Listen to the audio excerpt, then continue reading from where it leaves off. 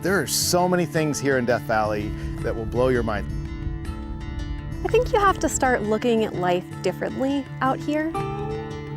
My sense of scale is completely thrown for a loop. Everything's just so much bigger and more vast than I'm used to seeing anywhere else.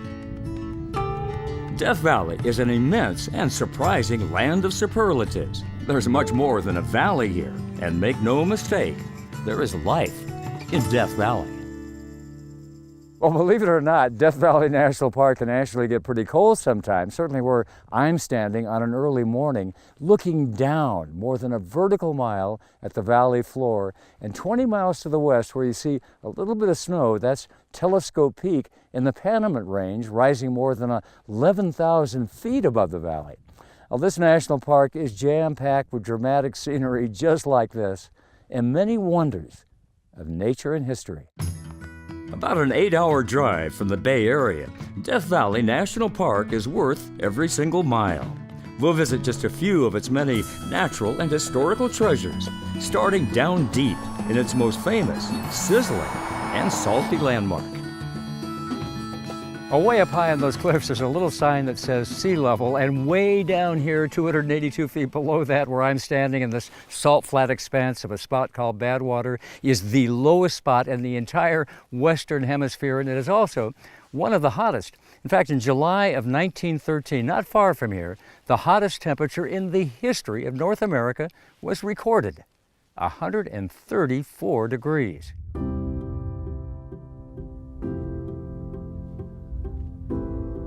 Most of us who come to Death Valley want to touch the bottom of our hemisphere with the bottoms of our feet. But this national park offers much more we shouldn't miss. It's a vast garden of geological oddities, the Earth's history written in dramatic and colorful rock formations around every bend in the open road.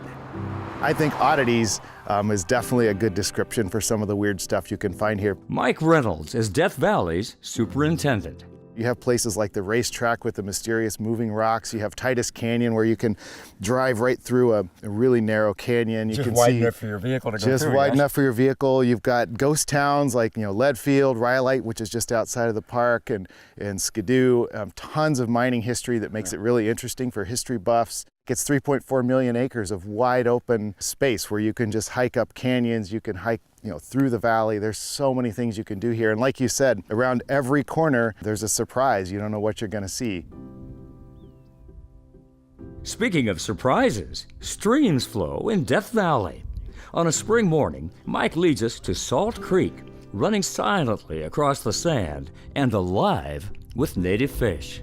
Those aren't minnows, those are actually full-grown Pupfish. And so the water's really salty and extremely hot. So in the summertime, right now, it's pretty comfortable. Yeah, it's only going to be about so 105 today. Only 105 today. Only 105 today. But so it can get to be 120s easily. We'll have 40 days that are over 120 this summer. So when that happens, this water heats up even more. And these fish, they get in the shade for a few hours. They're happy as a clam.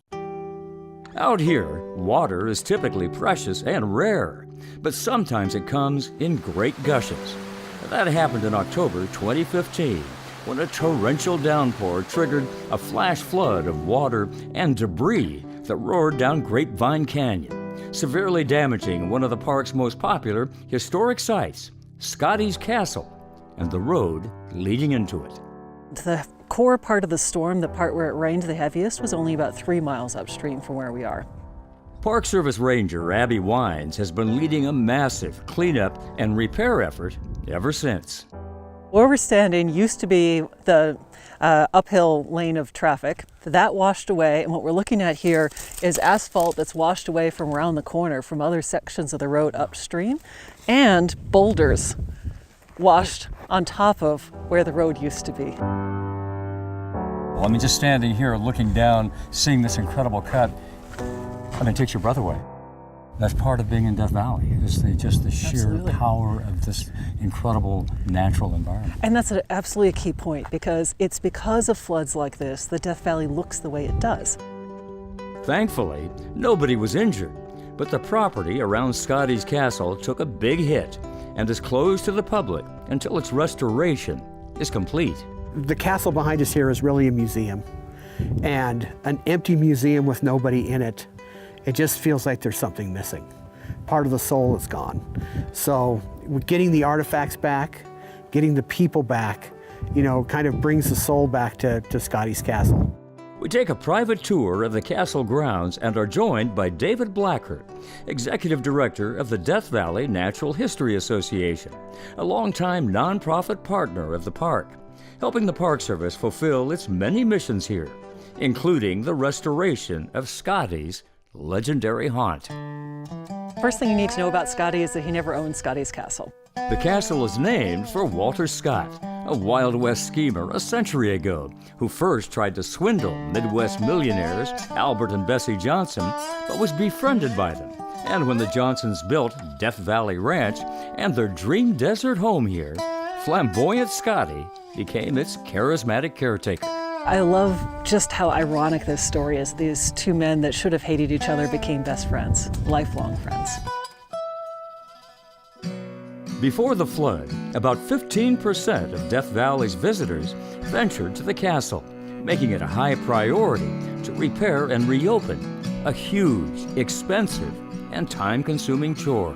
The flood came from what, right over this direction, sweeping this way, yes? Right, flood came down the canyon behind us, and this building was in the way. A wall of mud slammed into these buildings, filling this historic garage and visitor center up to 3 feet deep, requiring many months of shoveling to clean out.